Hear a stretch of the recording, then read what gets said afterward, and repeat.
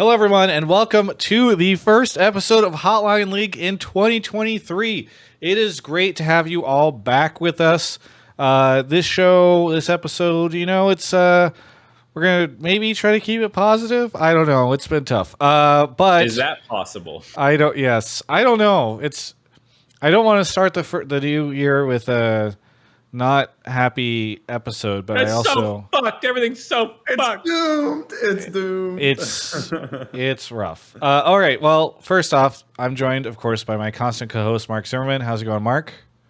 It's going good. I watched a lot of stuff. I can't even remember how much stuff I've watched. Yep. What did you do during the holidays? Anything interesting? No, I just watched stuff. I just watched a lot of stuff. So much stuff. Guess what? For people who don't know, the season kickoff event is tomorrow. I'll be doing that with Kobe and Captain Flowers starting at 11 a.m. PST.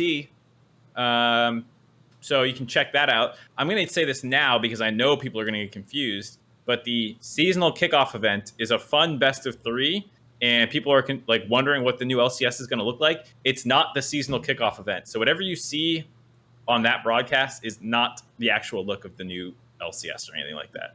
Oh, because they did like an arena change.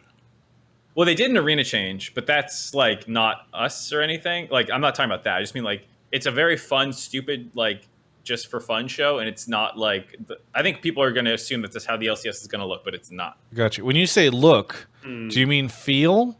Because when you say look, I think visual presentation of the stage and the area where you're broadcasting. I do know how to speak English, actually, and that is what I meant. Okay, so it's going to look.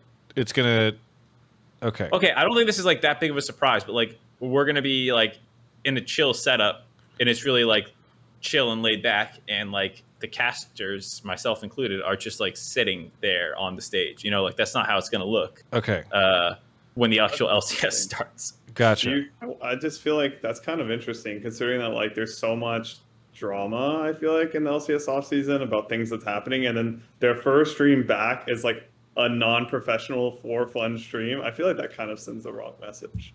Is that just me?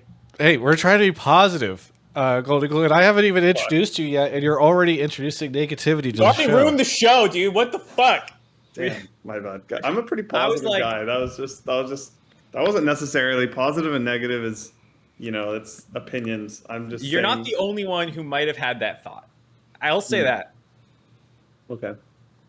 Anyway, why I even led with this is to warn people not to think that that's the future of the LCS. Yeah. People, that's why I might have mentioned it. It's going to lean into the budget cuts thing too, because whatever. We'll get into it. Okay, so wait, Mark. One last thing. Can you share anything cool from the break? Anything you watched? The stage looks fucking sick. Not work related. I'm talking about this is the part of the show at the beginning where we normally riff on. We're back from holiday break. Did you play anything? Did you see anything? Did you go anywhere? Did you eat anything? No, I don't think I ate anything, saw anything, or did anything for the whole break. Okay. Dude, I swear to God, Ashley and I, between the day of Christmas and the day in Christmas Eve, we watched 4 movies in 48 hours. I don't remember everything we watched. We watched a lot of shit. Just this weekend, for example, we went to the theaters on Friday and Saturday. We watched Megan, which I thought was pretty good and was exactly what I thought it would kind of be. And then we watched Wakanda Forever. I just watched The Banshees of Inisherin. I really like that. That was a really good movie. I don't know. We're just constantly crushing content. All right. Well, I'm here, and I will say I'm on chapter 54 of Secret Project 1 from Brandon Sanderson. Mark wanted to do an audio book or a book club, and I'm almost done with the book. So thanks, dude. Oops. Okay. I started. Wait, did you start? No. Okay. You never told me that we were doing this. I need to go back and look at the chat. Anyway, we're going to introduce our guest for the week, Goldenglue. How's it going, Goldenglue? Good. Thanks for having me. Yeah, I'm living life. So what? Okay, so you made a post during the off season or during the holiday break, I think, talking about what you're up to. But maybe for those that missed it, you can say what's up with you so that we have a little bit of context for the folks in the chat who haven't seen it yet. Yeah, totally. So for some context for anyone who hasn't really following my career, I retired from being a pro player, coached at 100 Thieves for 2 years, was academy head coach. That went pretty well. We won Proving Grounds and got some W's. And after 2 years of doing that, I decided I was going to take a break and just try to, I guess, like experience other things for a while. And I haven't really taken a break from competitive League of Legends in pretty much a decade. So it's a big thing for me, I guess. Nice. So are you just sort of like chilling right now, taking a sabbatical? Like it sounds like you're not doing any work related stuff. You're just taking a break from work. I would say I'm doing some work related things. A lot of it's like exploring, obviously in this like time I have that I'm not coaching or playing the game, I'm thinking a lot about like, do I want to go back to coaching? If I do, like, what will be the best role for me? Do I want to like look into something else? I also want to like explore possibly being on the broadcast, possibly helping more out with that. So I would say that it's like a lot of work, but not a lot of it is like I'm not getting paid to do anything. A lot of it is just like figuring out what I want to do and like seeing if there's any opportunities out there. Gotcha. Okay, cool. So, I envy you a little bit because there have been many times where I'm like, I wish I could take just a couple months and chill from esports because it can be a little constant. Even in between jobs, I've never really taken a switch. Like even when I switched from Yahoo to TGI or whatever, like, and I envy you this opportunity because I think it's pretty cool. But either way, we're glad to have you on the show. I reached out to you when I saw that, and I was like, oh, maybe we'll have you on because it'll be good to chat. This show is sponsored by Alienware and Grubhub. Thank you to Alienware and Grubhub. We're going to be talking about them later on in the episode. But for now, what is there that has happened in recent time to talk about? So the much. The kickoff event tomorrow is happening. I don't know how much there is to talk about that, but for those that haven't heard yet, it's Boomers versus Zoomers, except there is a Zoomer on the Boomer team, I think, because Stixay couldn't join, I guess. So, what is it? Boomers is Solo, Contracts, Jensen. Who's subbing in for Stixay again? Array. Say it. And then Core JJ. And Zoomers is Revenge, Spica, Jojo Pyun, Berserker, Busio. I definitely feel like the Zoomers team makes more sense than the Boomers team, but I guess that's how hard it is to get some people to do. Well, there was, so if you didn't notice that there's one player from each team. Yes. There's no repeat, so that kind of like forced some, I think, choices where you're like, all right, Contracts, Boomer, I guess. I don't know. Yeah. It's definitely a little weird, but I'm excited for it. It's fearless mode, but like a more extreme version where it's any champion picked can't be repeated. So your enemy's team's champions as well. And it's best of 3. And there'll be players guesting on the broadcast. So that should be exciting. I mean, I think this is just going to be really cool because I'm sure a lot of people tomorrow, they'll be coming home from work, done for the day, and they'll turn on the stream and they'll be able to watch the show. It'll just be a nice little end of the workday situation for them. Nice little entertainment stuff. Mm-hmm. Yep. What time is this happening again? 11 a.m. PST. Oh, okay. So this will be, the people who have the night shift. They'll come home from work and before they go to sleep, they can put this on. Anyway, so there's that. Then there is the Dash news. So Dash out at LCS, Mark made a Rippin' Pepperoni's video, a tribute to Dash. Not dead.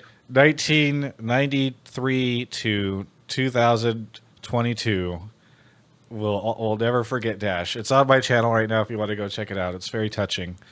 Mark's eulogy for him was just beautiful.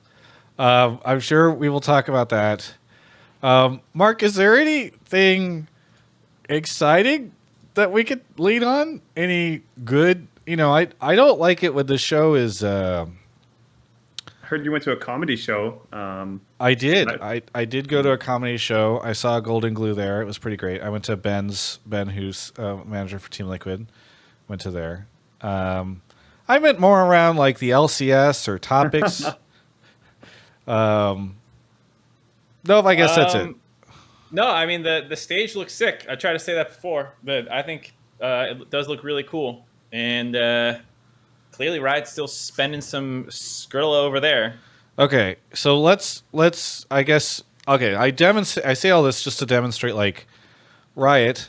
If you had given us some good stuff to talk about, the whole show would not have to become doom and gloom. But the only thing they've given us is doom and gloom, and then how much can we really spend talking about a show match between Zoomers and Boomers? I don't know. Maybe somebody will call in and say that they're really excited about it, which will be great. But I think we should just talk about the things that people want to talk about, which I'm sure is going to be really rough. One question for you, though, Mark. There has been this kind of perpetuated thing that I've seen online. I don't really know where it came from, and where people are saying that there's pretty big LCS budget cuts. I don't know if you can say whether or not you feel like there has been pretty big LCS budget cuts, because I have not heard of any LCS budget cuts. I mean, I don't know for sure, because there are a lot more like branches of the LCS than just like the broadcast team, even though that might be what you think of, but like features, for example, or like community things or events, any of that stuff could have had budget cuts. I don't really know, to be honest, but like I don't think that they have like significantly scaled back on anything that I'm aware of. Yeah. Yeah. I don't think Dash was a budget cut, because I don't think I expect that they will have more talent come in. I don't know. Maybe they'll be cheaper talent. It's just in the grand scheme of things, folks. One host is not the budget, so I don't know. Dash's yearly salary was just too much and was sinking the LCS alone. Yes. Yeah, I don't know. It's really tough. So I guess I can say this. I believe I can say this because it's basically confirmed. I am going to be interviewing. Where's Mark? Mark, are you coming back to us? I'm coming back. My thing just cracked a little bit. You know how it is. On Wednesday, I'm going to be doing an interview. It'll probably come out Thursday if we can turn it around fast enough. With League Esports Leadership, or Riot Esports Leadership. So it'll probably be John, Needham, and Nas. And we have, I believe, about an hour to be talking about stuff. So I guess anticipate that. They reached out to me last week and said they wanted to try to make this happen. So we'll talk about all this. And tonight on the show, if you have something that you feel strongly about or something you want to have dived into, now's a good night to call in, bring up a topic, and if it feels like it makes sense, I will try to bring it up in the interview. Fireside chat with Travis Gafford. Mark, you turning on the camera? It's not an on thing. It's the cable, which has been a bit shit for a while now. So We'll see if I fix it. Let me know and we can try to get you another cable. Well, let me know when you want to stop calling attention to it while I'm fixing it. I know I just miss your beautiful makeup. So yep. But yeah, so I'll be doing the interview with them. Yeah, I mean, guys, people are like, are you going to ask them the hard-hitting questions? There's not going to be any softballs, right? Yeah, guys, like, I don't know how you do a softball interview at this point in time. You go in and you're just like, so please tell me how 12 o'clock is actually so, yeah. You can anticipate questions on all the hot topics. I'm not going to hold a blade to anybody, but yeah, we'll see. Goldenglue, since we haven't had a chance to talk with you about some of these changes, and it's probably going to be a bit of a theme tonight, just what's your reaction been? Because I think for me, I'm seeing fans and I'm seeing insiders like Travis and Kobe and people who are like still pretty like well connected to some of the higher ups at Riot still, or like, you know, getting insider info. But like, what have you been going through watching, like what's been happening and all that? Like, what's your experience been? Yeah, I feel like I have a pretty interesting. It's pretty interesting for me because this was the first time that like all this news is coming about how the LCS is changing, and this is the first time in a decade where like right now currently I'm not directly connected to the LCS through a team or like through doing something with Riot. So I feel like I have almost like a pretty neutral POV where I'm just like it's not actually affecting me personally right now, um, and I'm just like really curious of how these decisions are being made. I think a lot of confusion, which I'm sure is the sentiment with a lot of people. You know, I think it's especially like for the time zone one, I can kind of get it, right? Like in a world where like they are going to be prioritizing Valorant and just not really saying that out loud. I mean, they are saying it through their actions, right? But like, for example, the Dash thing, I don't get it at all. Like that's something that I don't know if I'll ever understand. Like they said, you know, it's going to be like a format change. And apparently he'll still be a part of LCS. I still don't understand fully, but at least for me, being on the desk, like having worked on being on the analyst desk and getting to work with Dash, not only I think do all the fans enjoy working with him, but like personally, he made it so easy to, I guess, look good on the desk. And like whenever you're like talking or collaborating, he was such a nice person to be around. So I'm really surprised that they decided to move away from him. Um, yeah, part of me is just like I think this year is going to be really critical to see the trajectory of the LCS because I do think there's some interesting stories with the teams, especially like for example, 100 Thieves. I think is going to be really exciting to watch. Biased. Yeah, I'm biased. I'm fucking biased. I'm hella biased. But I think, you know, Evil Geniuses will also be fun to watch. I think Team Liquid will be fun to watch. I think there's actually from a player side and like the narratives that you can build with the actual teams and the players this year, I actually think is stronger than it's been in quite a while. Obviously, you know, it's Doublelift coming back, Doublelift and Bjergsen together, along with I think, but there's actually quite a few good narratives I think this year in LCS. So it's gonna be and like someone just wrote in chat, FlyQuest, yeah, like FlyQuest too. I think there's gonna be some good narratives, and I'm really like waiting to see Riot's making all these changes. I think the material that they have to work with is actually pretty good this year. So if Riot tries to do all these changes and it doesn't go well, I feel like they are going to be having a lot of blame to go. But if it goes really well, in that case, like a lot of things are changing, then you know at the same time they should get the praise if things do end up turning out pretty good. Do you look at that working some hopium and talking about how interesting the league is aside for some of these changes? You know, all the great teams. Look at that. Here's a question for you, Goldenglue. I feel like I know you are not currently a player, but it feels like players have been mostly silent about all this stuff, right? Like I know Doublelift has made a tweet. I think maybe a couple other people might have said something on stream. He's had some stream stuff, clips and stuff that I've watched. And what, you know, do you have any sense as to, like I joked, I think on the last episode we did of the year where this stuff had kind of started to come out, that pro players just don't care or pay attention to anything that doesn't directly affect them, even if like the ripple effects are far, like will affect them. Yeah, I actually feel like I can speak on that very well considering my current perspective. So I think when I was playing in the same way, honestly, whatever Riot was doing with the league, you know, like anything to do with league, to be honest, it's like I didn't really care because it doesn't really like what can I do about it? Like Riot's gonna make a decision. I'm so far removed from like being able to contribute or like have any effect. Like my opinion actually doesn't really matter. So that like effort and energy is just wasted when you could be using that to focus more on yourself and your gameplay and like your team. So I think another good analogy would be basically like when you're a pro player, I think probably also for coaches, but especially the pro players, it's kind of like you're on a boat and you can see around you that there's some fucking holes in the boat and water is like coming in.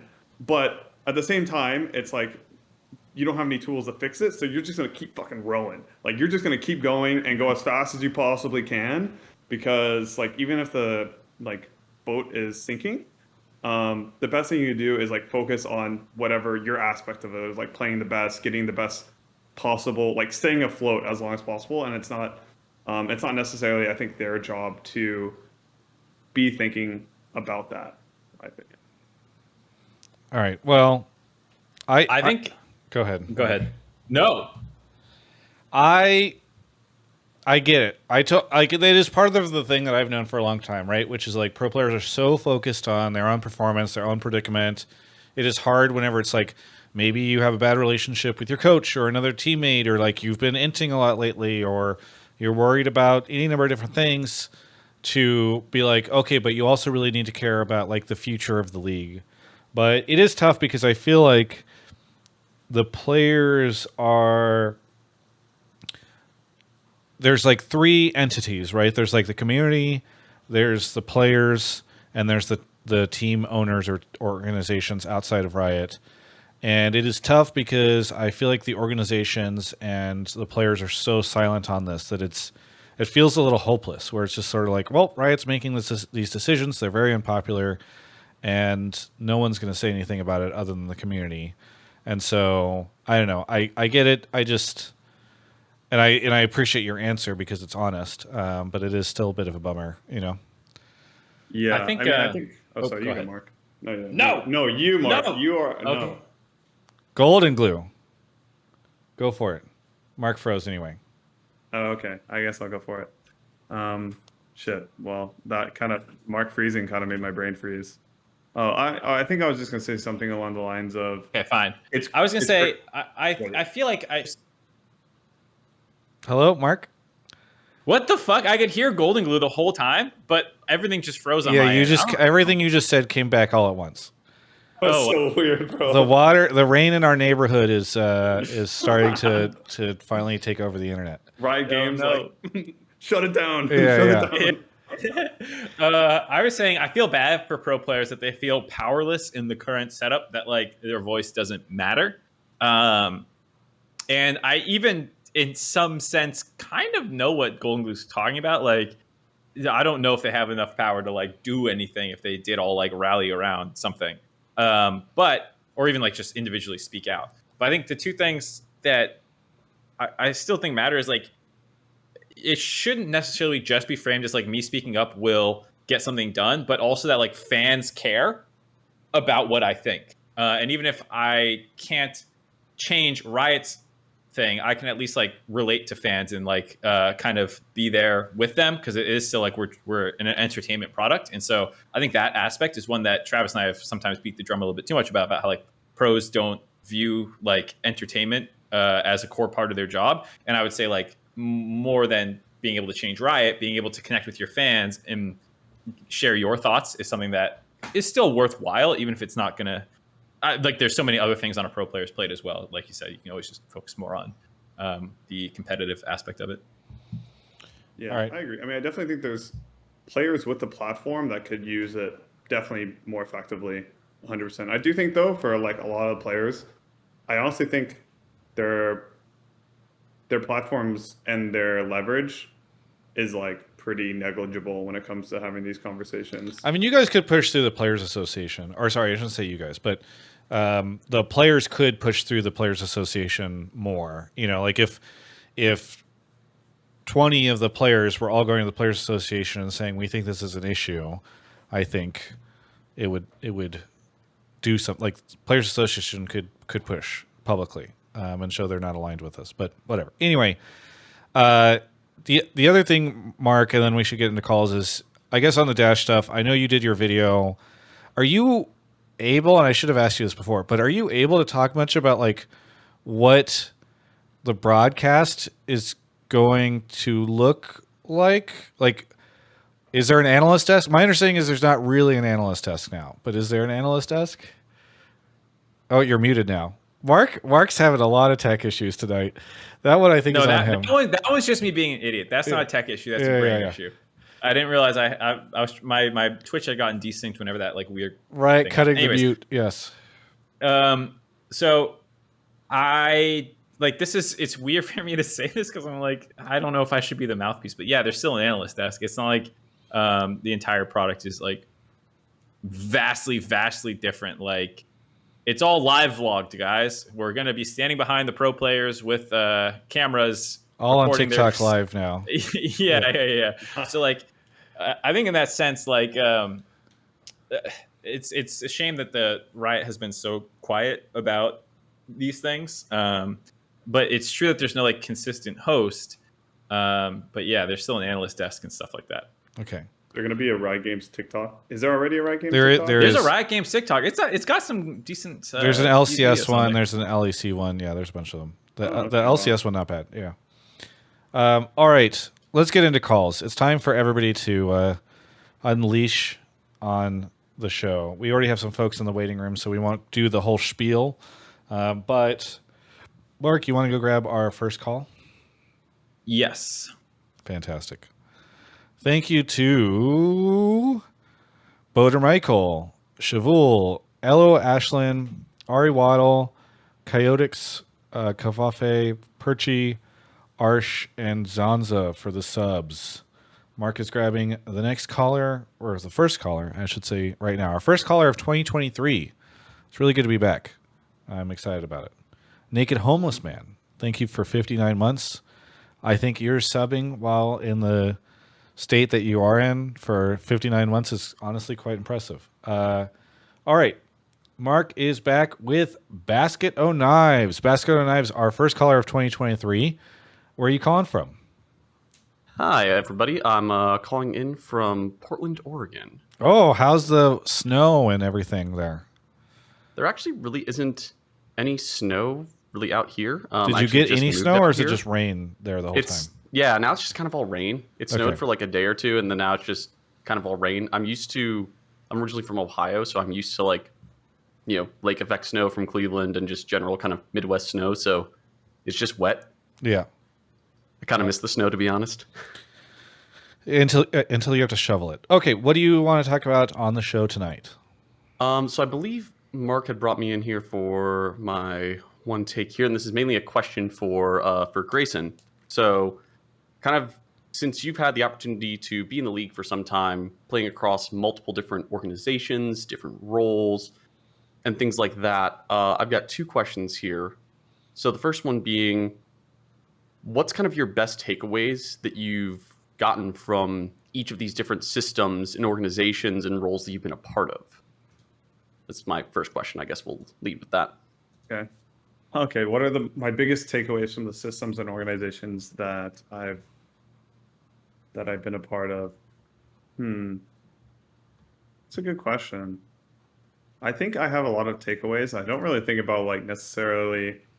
I guess I got to see a lot of different like management styles and a lot of different ways like companies get ran, and especially from like situations that I would say like on Cloud9, it was like very family style, where we had Jack in our house with us all the time. It felt like if you needed something, he was very good at like getting it for you really fast, and like you basically had the boss kind of like with you the whole time, which has like it has its pros and cons.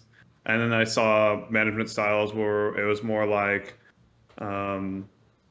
you clock in at 8 and you leave at 5, stuff like that, where it's more like, okay, this is your professional life and this is your personal life, and totally have it segregated. So I feel like I have a lot of takeaways of like how these different environments affect different people, and especially when it comes to age. I think for me it was kind of fortunate that as I started when I was younger, I was in this more like insular family style kind of company, and as I got older I also progressed to, I feel like, companies that were taking a more progressive approach to their management style. So I think it worked out for me as I was maturing, and I think that's something that I do think, like, when I see how companies are getting ran, it's like how much of it is like integrated with your full life and how much of it is like having the segregated personal and work life. Every time you said family style, I just thought about like going to a restaurant and ordering family style food. Anyway, okay, sorry. What's your second question, Basket of Knives? Clearly, my joke was not as good. No, that's all good. I kind of had a little bit of the same thought too, but I'm also, it's dinner time, so I'm also hungry. But my next question, it's kind of just a two-part about the new the Salt League here. So one, I guess, what are your thoughts, if you have much of any, on the change of the nature of like the amateur scene? Having played for like the C9 Challenger team, having coached, through some of the academy systems. What's your thought on the changes to the amateur scene? And then what advice would you have to some of the new and younger talent that's coming up from like the collegiate scene into the NACL and some of the other, kind of younger talent that's coming in? Okay, this is gonna be probably not the best thing, but like I've been like pretty out of it since I've been taking time off. What are I know they were thinking about like merging academy and amateur. Is that what they did? I heard so many different like types of styles that they were gonna do that I didn't actually follow up and see like what they decided on. Does anyone? Basket? So from my understanding, like the NACL is effectively what's replacing the academy scene, right? Yeah. And okay. then adding in some of the other amateur scenes from like either like the Proving Grounds or Unified or things of that nature.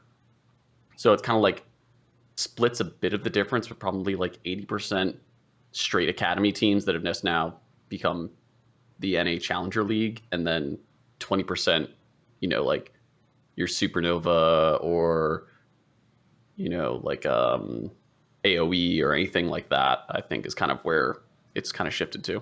Okay, that's what I thought, but I just wanted to clarify and make sure. I think overall I like the change because I do think there was like to me, and being a coach of academy for 2 years, like I could only have like 5 players, right? I definitely felt like there was players who should have got on academy teams that like didn't get onto academy teams for like I don't know, like weird reasons, I would say. And I think those players like land more easily on amateur teams, and then they can prove that they are at the same level or above the other academy players. So I do like the opening of that. I feel like they were already pretty much doing that with Proving Grounds, and it was pretty exciting to see amateur teams do well in those. So yeah, I'm for that. And for advice for new players, I do think it's a really tough time to be a new player, like to be an up and coming pro player. But I don't know if the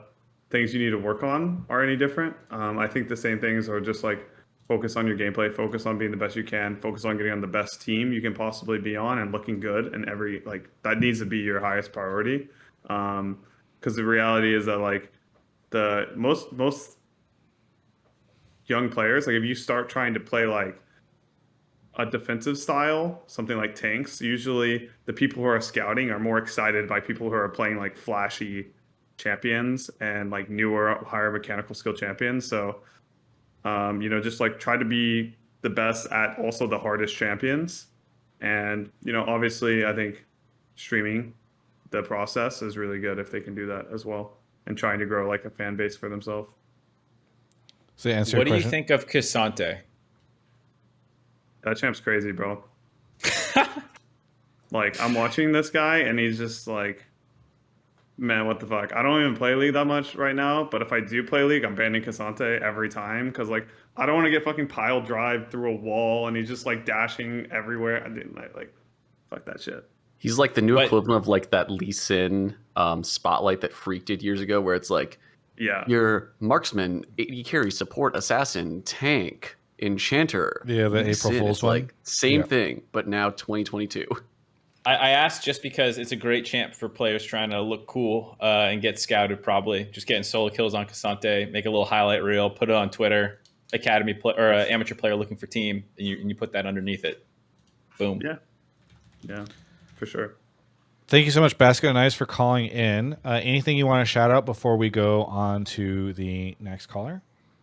One shout out to all of you gentlemen. Thanks for always, bringing out the content and doing all these things, especially during this ever tumultuous time for us old school esports people, and especially the older League fans. But otherwise, just thank you guys for doing what you're doing. Alienware, always good. I enjoy a lot of their material and content. and hope to see you guys all on again here soon. Thank you. Thank you so much. Thanks, man. And actually, we will take a quick break right now to talk about Alienware because it's the first time I get to talk about Alienware this year. It's fantastic. They sponsor the show. We love having them as a sponsor. And the really awesome thing is last week they announced a bunch of cool stuff at CES. Every year they've got some cool stuff coming out at CES. And this year was no different. They announced the M18 notebook, which is now, previously they had the M17. Now you have up to M18, which is now their most powerful notebook that you can purchase. That's coming out this quarter. And then they also, alongside bringing back the X14 with a refresh setup, they also have the X16, which is the first since 2004 where they have the 16-inch notebook available. And it's going to have a taller 16 by 10 display with an improved 6-speaker design. So a lot of people actually do like playing in that aspect ratio. Really, really excited about getting my hands on one of those soon. In addition, they announced a new 500 hertz refresh rate monitor. So for those of you that really love having playing at high FPS, high refresh rate stuff, maybe Valorant games or whatever, really cool stuff coming out of CES for Alienware. So you can check all that out if you just do a quick Google search. There's a bunch of people that did hands-on impressions on it and did more of a rundown on it than we can do right now on this ad break. But some really cool stuff coming out from Alienware in Q1 of this year. I'm going to be able to get my hands on it. We're going to show it off. Cannot wait. So please go check out all of Alienware's new exciting announcements from CES 2023. And thank you to Alienware for sponsoring the show and so much of what we do here at Travis Gafford Industries. All right. Nice. Goldenglue, You're paying me since in a Mike's- monitor, right? Oh wait, What'd you ask, Goldenglue? you're paying me in that monitor, right? We'll figure it out later. Mark, go ahead. I was gonna say, my computer died, and I didn't realize Basket and I was posting multiple topics. Did he ask you what's the best in like takeaways from each system or org that you work for? Did he ask about the?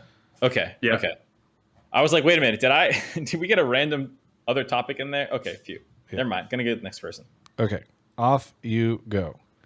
Okay, so shout out to you, the Twitch viewers, for still watching. I was going to shout out a sub, but we didn't get a sub during that call, and that's okay. Was that a tough first question, Goldenglue? That was a tough first question. I'm venting to chat right now.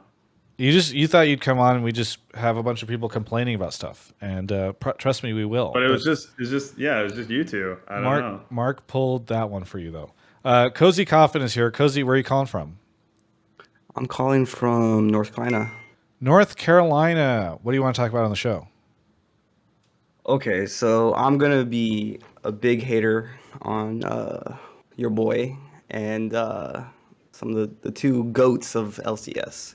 Okay. My hot take is 100 Thieves not making playoffs both spring and summer is a good thing for the future of LCS talent. It's a good thing for the future. Okay. What Yes. do you... So, first off, I assume summer still has 8 teams making it into playoffs. So they're going to have to be really bad to not make playoffs. Do you expect that they won't? Or is this just you're hoping they don't? I'm hoping they don't. Obviously, they're really talented players, but in my opinion, they aren't internationally talented. They're only good domestically, but of course they're going to do well domestically. I don't think they're not good players. I just think they're not good for international events. Okay. Why is this? I mean, you can just look at the history, Travis. Look at the last 10 years of NA at Worlds. I think we've only been to semifinals 2 times in the last 5 years. And I think some of those players were participating in the Worlds. So I think we should move on. I think we should stop living up the hype of these goats in LCS and try to find some new talent elsewhere.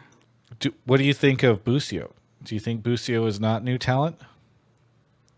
No, that's what really hurts me.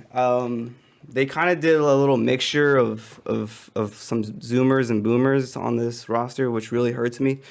But I think the main attraction right now, even if they do good, if they do well in summer and spring, it's just going to take away from the newer players, and it's not going to be their win. It's going to be, these legends. They're going to be, they won because of double lift. They won because of the mid lane. They won. It's not going to be because of the new talent. It's not. It never is. Quick question for you. Yeah. Who do you think got credit at Cloud9 or for Cloud9's win in summer? I remember when Biofrost came on the scene, no one cared about him because he was living in Doublelift and Bjergsen's shadow. No one remembers that dude. Yeah, exactly. So with this Cloud9, I have my own personal opinion on there. Honestly, I'm just saying, who do you think the community was lifting up the most for the Cloud9 win Travis, in summer? Let's not torture the poor man. You're disagreeing and saying that no one tunneled on just Jensen. Mine was sarcastic, saying that Biofrost got plenty of accolades and attention for succeeding on a roster full of veterans. I think if this team does well, people will be giving Tenacity and Busio their due. But No, we're kind of agree.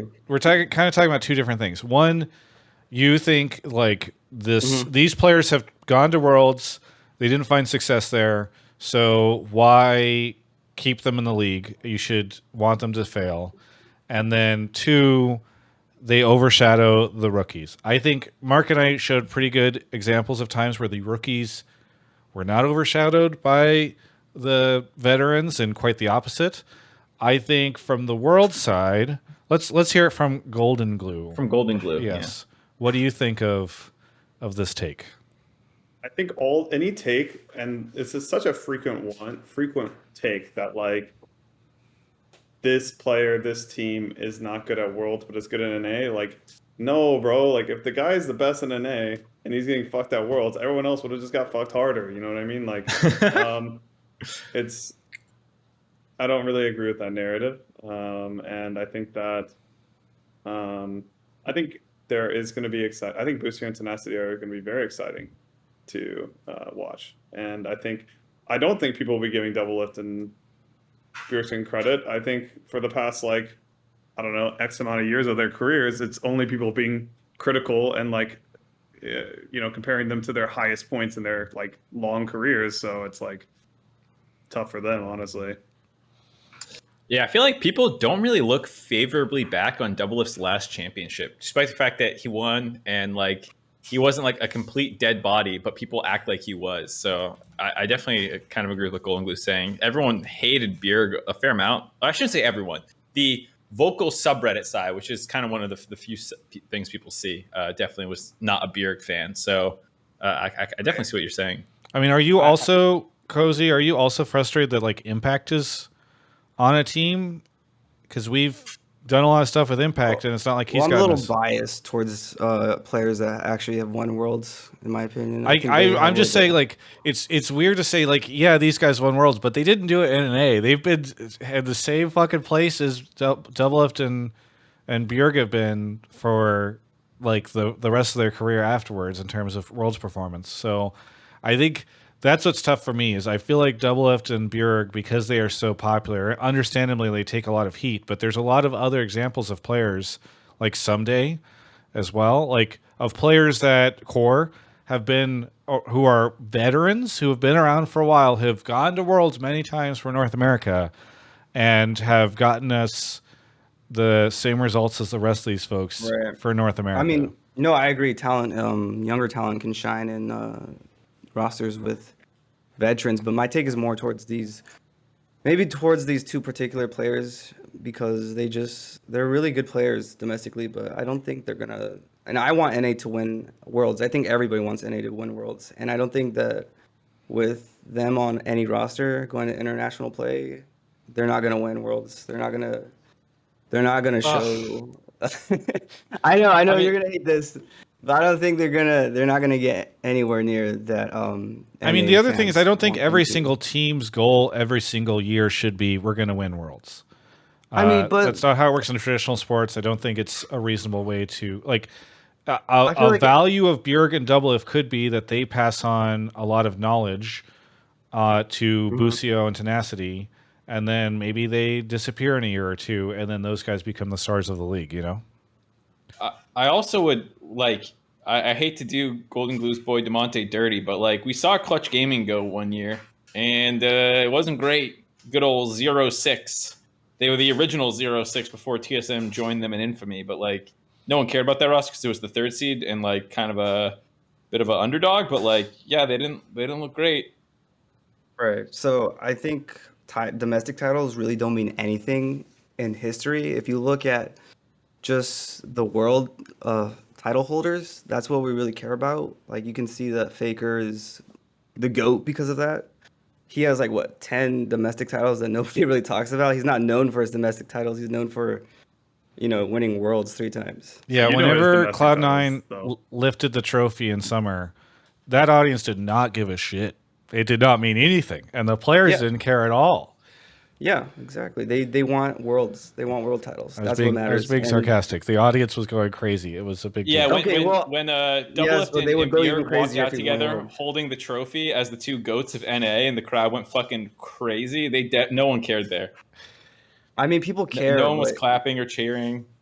So I think LCS is like college football, and winning worlds is like winning the Super Bowl. No one It's like cares the- about Heisman. You're right, dude. The Heisman Trophy just goes in and out every year. Everyone's like, "Who the fuck is this guy?" I've never heard of him. I No one want- I cares just want a about world title. Tim Tebow. That I dude want a was team a fucking. that's good. I want a team that's gonna win us world's titles, and that's. I don't think they're gonna do it. I don't think One- veterans in NA are gonna do it. One last They thing, I haven't done did it the last 10 see years. some people in chat disputing the idea that Doublelift and Bjergsen could pass on knowledge. Goldenglue is the only person here who has actually participated as a player on a team.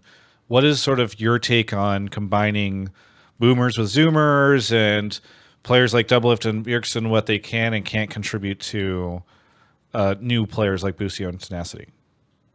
Look, man, I mean, I think that these younger players definitely need role models. They need people to teach them things. They need people to accelerate their learning. They don't. The thing that I think can happen, which, like, I think that sometimes when, let's say, Bjergsen's mentoring Busio, something like along these lines, as long as Busio doesn't go fully and like follow directly, I guess, in his trails. Let's see if I'm explaining this right. Basically, you just need the mentor and the mentee to not focus on like following exactly in the mentor's steps, but just learning everything you can from the person's experience. So I think for sure it's great for Busio and Tenacity that they have these like LCS legends to learn from.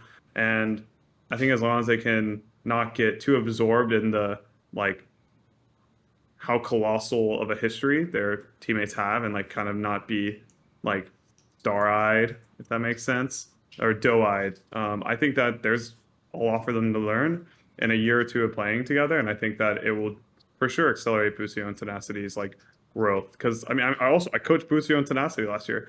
Like they're great players, but they definitely, like, when I watched them play, the thing they lacked is experience. The thing they lacked is like knowing, like seeing enough scenarios and knowing the right answer to those scenarios. And like Busio or Doublelift and Bjergsen have like, a lot more experience in that, and they can let them learn from them. And I think it'll be a really good situation. I think it doesn't work all the time, but I think it's going to be good for them. Yeah. Damn, you heard it here first. Goldenglue doesn't believe in Tenacity and Busio. Damn. They Former need coach Doublelift slams and Bjergsen. ex-players. Thank you so much, cozycoffin, for calling in. Anything you want to shout out before we go on to the next caller? Yeah, shout out Alienware, Grubhub, and Hotline League. Appreciate you guys doing this. Awesome. Thank you so much. We'll catch you next time. You've trained them well, Travis. I know. Well, they just know the value of a fantastic sponsor.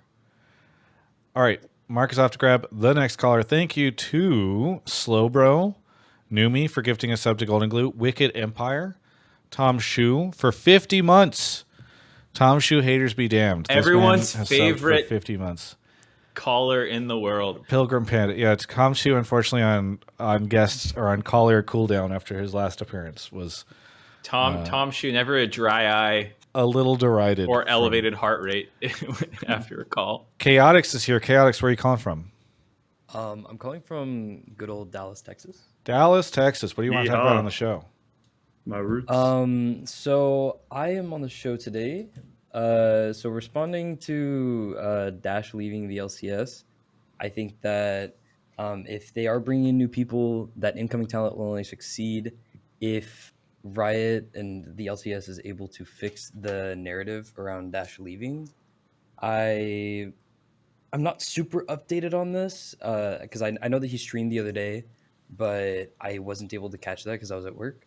But last I heard that Dash found out pretty soon or pretty close to the time that it was announced that he was actually No, leaving he the found out in broadcast scene. August.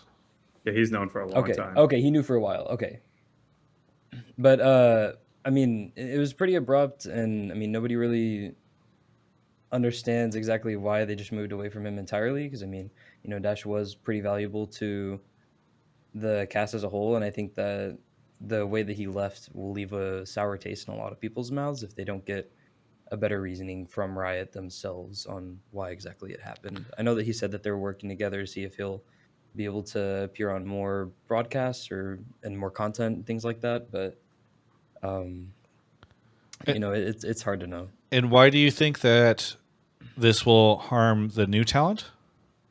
I think that a lot of social media can be very harmful in that sense because there's a lot of fans that can be very toxic about that and they'll post their opinions online. And despite the fact that, it's not the new talent's fault at all that the narrative around it's bad, and I'm sure that they're going to do great. I mean, I'm sure that everyone on the broadcast, like Raz, Emily, and Mark, are going to do fantastic still, and it'll be great and entertaining. But I think that there will be a lot of people who will still be sour about it if Riot doesn't address exactly what happened. You got a based opinion, my friend. Yeah, I'm trying to think through how Riot addresses this. Because what could they say, Cayotix, that would make you feel better? I'm not saying there isn't a way to do it. I'm just curious. At this point in time, how do they address it in a way that you feel is good? Don't look I at feel Twitch like- chat for cheating answers. I won't. I'll close the window. So I think that the best way for them to go about it would be at least to say something, because I think that the official LCS page hasn't said anything other than retweeting Dash's announcement, which I think when someone has been with your organization for that long and they've put in as much work as Dash has, I believe that he deserves a little bit more. I think that what Mark did on the Blame game was fantastic with putting together the montage of like all of the Dash moments and everything was really cool. And I think that if something like that was released by the LCS, that would make it a lot easier. I think that even if they're not looking for someone to be a consistent host, I think that Dash should definitely still be a part of the show. He's a face that people trust and are used to seeing and that people like to see. So I think that that would be pretty good because, I mean, even if you're moving his position away, it's not like you can't probably pretty easily create something new in a pretty good way for him to still be heavily Yeah, I involved in think part of broadcast. the problem. I agree with that. I think that is fair. I think if they can say like, "Hey guys, we because of the change to the way that we're approaching the desk, like that a consistent hosting role was not necessary, but we think he's really talented. We're going to work with him in other ways, and then you just hire him and have him do a couple different things for you every split, and hopefully that makes people feel a little better." So I think that's a fair answer. By the way, I was looking at your take because I do that sometimes in the thing. Did you? It seems like there's another addition to this that you had that you did not say. So yeah, so I think that Did you get scared? I don't. Too hot of a take for you? No, not at all. I can handle the heat. So I think that Too hot of a take for Mark. Sorry, continue. see the thing is that I don't know for sure if this is on the side of the LCS or if it's on Riot side or if it's on both sides. But I think that whoever's managing the LCS social media account needs to lose their job. I don't want to be the person to put people out of work, but I think that whoever is doing it has been doing a horrendous job. I didn't even know that there was an event happening until yesterday. No, today, which is ridiculous because I'm someone who's chronically online. I'm on Twitter constantly. I'm constantly watching YouTube videos about League and Twitch streams, and I had no idea until today, which is absurd. I mean, they didn't really put out anything about Dash. Again, that's not really on the social media person, but there's a lot that I feel like could be better addressed and better put out there. I don't know if it's necessarily just the person who's managing the account or people who are managing the account, but there just needs to be way more effort put out by a lot of people as a whole. Because I mean, I think I was looking at Twitter and LEC had put out the announcement for their teams like 3 days ago, along with the times and everything. Which I mean, Okay, it's I will 3 days say, later than we knew. so one, I think it's tough when I think it's tough for the for like the Twitter account to like whatever your parting ways or changing your relationship with an employee. It is difficult to like in a tweet be like, by the way, here's what's up. I feel like it can kind of come across tacky. So I don't think Twitter's necessarily a place to address that. But I do know that the LCS Twitter account did not tweet since December 16th. There was a couple of retweets, and between December 16th and today, there was nothing.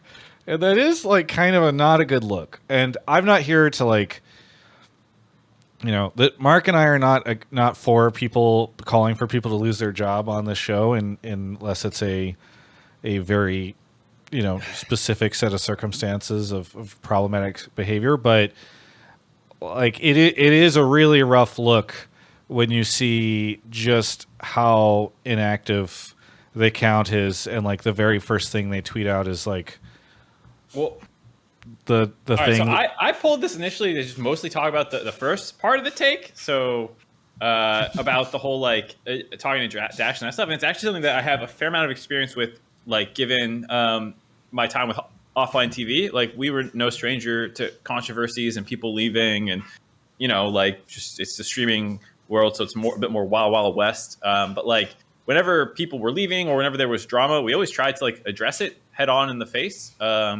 And I think that's one area that I feel very comfortable saying, like, and because it's just so obvious, like Riot needs to do better about, like, because all this stuff is coming. Dash knew since August, he's a beloved figure of the community. Like, you should have something ready to go, even if it's not a video, which would be ideal. Like, at least like saying thank you and like, something more heartfelt, like some of the stuff that I said, or just like, like you said, Travis, explaining some reasoning. So that's what I wanted to kind of talk about, because for me, it's really not that hard to do. I've always like that's why I made the video for Dash, because it was very easy for me to be like, oh yeah, tribute seems so obvious for someone. In hindsight, like I said, I should have done it for Freak too, but I just like don't work as closely with Freak, even though I still work with them a lot. But like like these sorts of things, these like tributes, these like moments to try and feel good, it's a huge missed opportunity. And I'm sad that like Riot hasn't had anything prepared for anyone. Yeah, pastry as well, obviously, and yeah, I don't know. That was kind of where I was leading with it. But now you can go on part 2, I guess, Travis. Since you never gave me a chance for part 1. Goldenglue I think poppin'. also though, like doesn't necessarily, I feel like, have to be someone gets fired. It could also be like you add people to a team, right? It's a social media team. It's not just like one person making all the decisions for their socials, right? So this isn't, I don't know. I feel like there's just like a focus there of like, we don't want to get someone fired, but like no one necessarily has to get like fired for like this kind of thing to improved, or even getting like new people on it. Yeah, there's like a couple different layers here, right? Because there's obviously the social media side, then there's also the comms around all of it. And the comms stuff is oftentimes a reflection of how far in advance a lot of decisions are being made and how much time they're giving the comms team. So it is somewhat difficult at times to like, or maybe not correct to just single out any one individual or aspect of stuff. But I think your general sentiment around they really bungled the Dash stuff. They really bungled they've done a poor job of getting people excited for the split.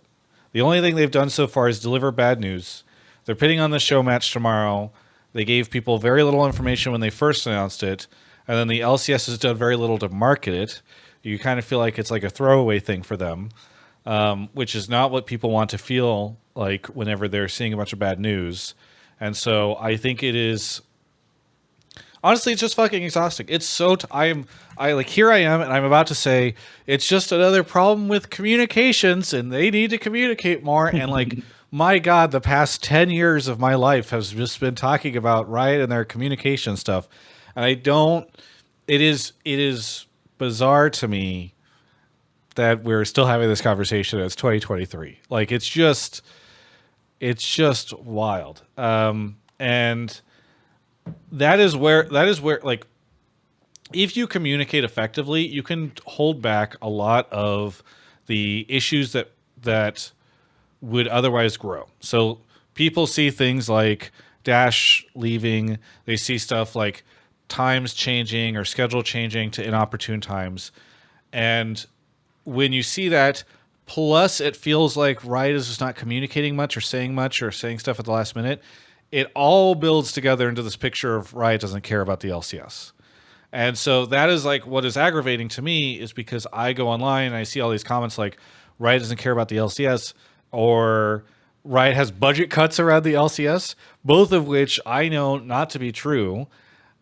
But you can't argue against it, because that is what it looks like externally, because they do such a poor job of like interfacing with everybody. And it's crazy because Riot over communicates from the rest of the company. I know there's some conversation about how little they communicated around preseason stuff this year, and like when does season start and all that stuff. But usually speaking, they do a lot of communicating. So it's just, I don't know. I agree with you, Cayotix. I don't know if there's too much more to dive into. What's funny is someone in Twitch, I was like, oh yeah, but weren't like people on break for the last couple of weeks? But it's like the end of the year didn't just like fall out of the fucking sky, you know, like it's the same time every year that you go on break. It's Christmas and the New Year, so like, and they have a different global team for a while. They have a different global team and a different regional team too. So it's not like you can say like, well, LCS was too busy with Worlds, and obviously the LCS folks do some work around Worlds, especially when it's in their region. I don't want to say like it's completely separate, but it's just not. Yeah, it's not. There's enough time. There is enough time. They could have done better, and that's what I wish they had done. Cayotix, thanks so much for the call. Anything you want to shout out before we go on to the next caller? Absolutely. Shout out to you guys for hosting the show. Shout out to Goldenglue for being on. Of course, to Mark especially for letting me let the person behind me go first, so I can finish ordering my Grubhub. So that was really nice. Nice. So yeah, I have some talent. What did you order? I got some like cheese-filled raviolis, chicken, and cheesecake. Nice, So fantastic. that'll be good. Thank you for ordering Grubhub. Yeah, of course. Use code Travis Gafford. Yeah, thank you so much. We'll catch you next time. Of course. Have a good night. Have a good one. All right. Nice. Travis, you're a Chipotle partner too, right? Like, Yes. Well, technically speaking, our partnership was around Worlds, but I still have a Chipotle celebrity card that I've been putting to good use. So it's been pretty good. that's so sick. It is very cool. Mark is grabbing the next caller. What do we got here? Pilgrim Panda, Corey Lulu, 61 months, Big Angry Hobo, Evil Trenton, gifted a sub, and Dark Alley HT, thank you for the 11 months.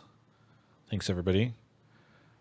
Revenge wants to get some Chipotle. I'm down to get Chipotle Revenge. My celebrity card only works for me, though. I can't get you Chipotle. I'm sorry. That must feel so nice pulling out your celebrity card at Chipotle. It is.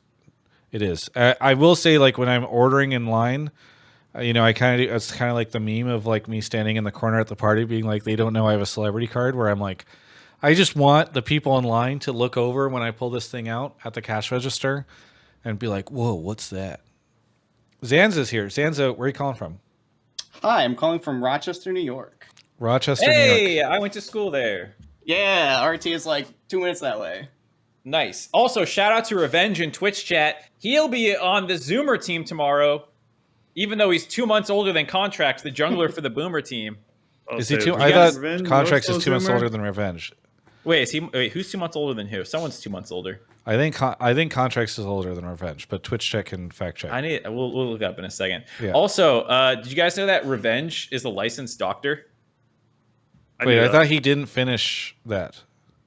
I'm just gonna keep making He's it not more and more wrong. ridiculous. Yeah. Have you ever actually seen him the- play Revenge Surgeon is Shin? older. Twitch chat says He's actually a teacher at UCLA Health Center. He or actually something. did my nose surgery that I got a couple months ago. nice. Great. Well, anyway, Zanzaa, what do you want to talk about? I think that the LCS should just drop franchising and go back to a tournament circuit.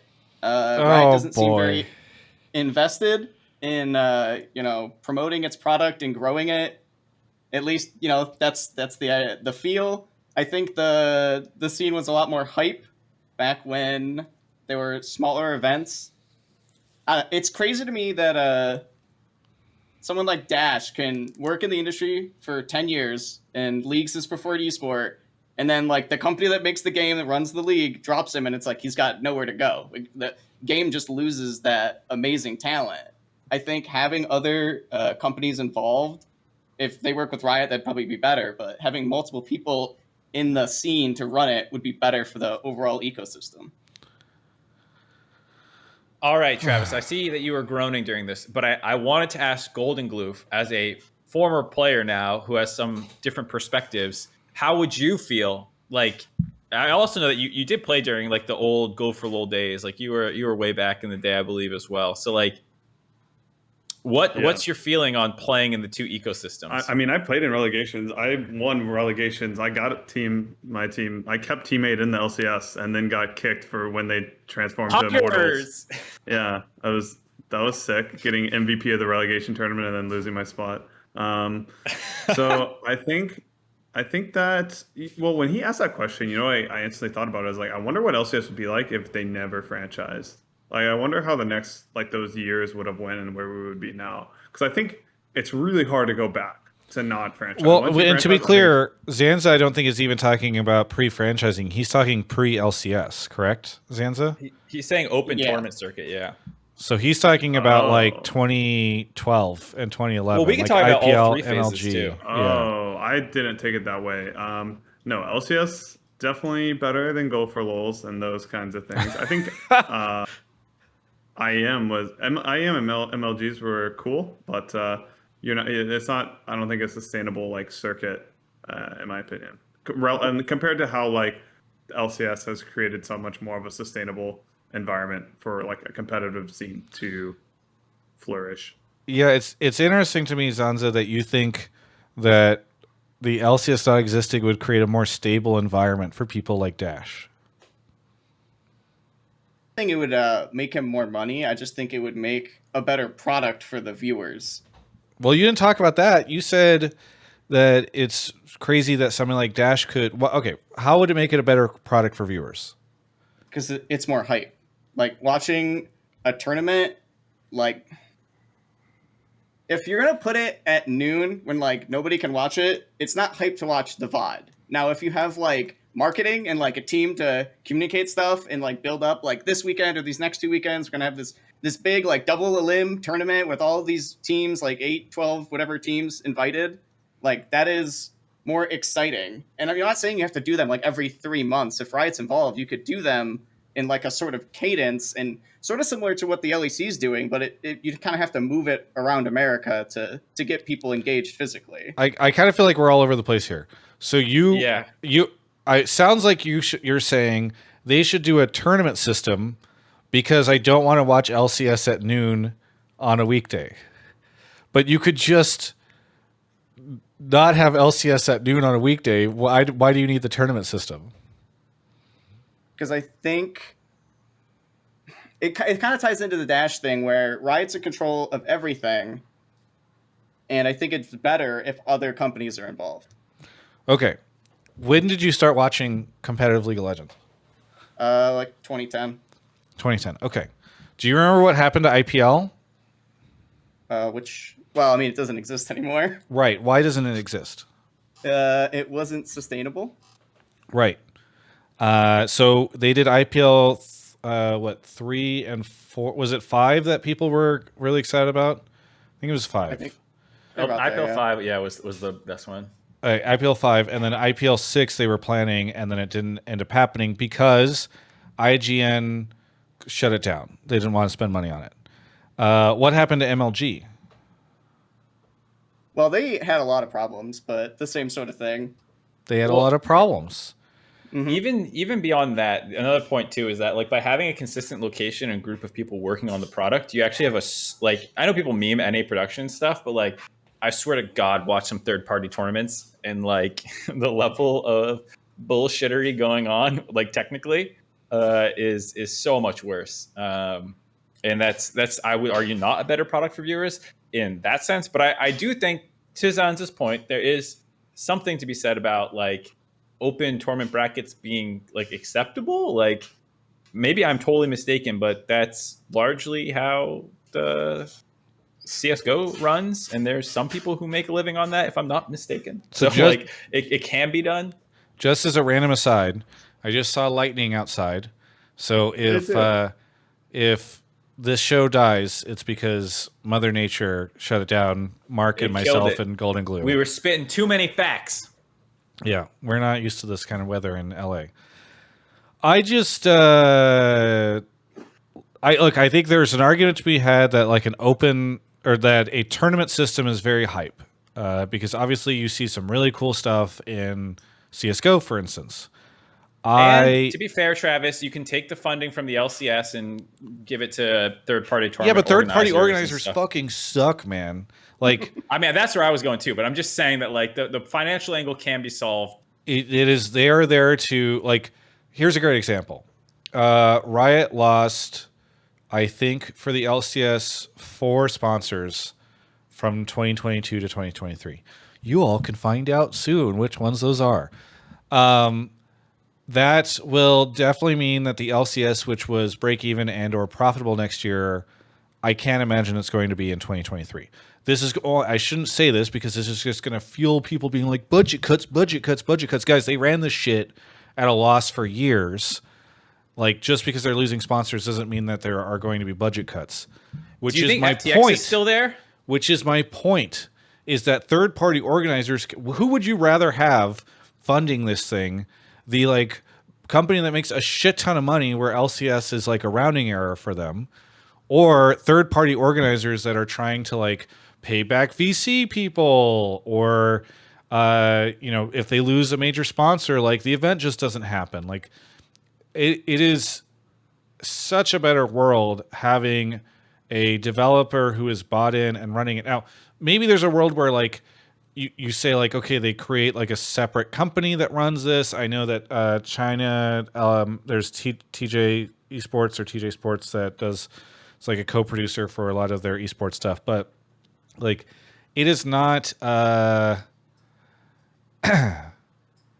is not a better system.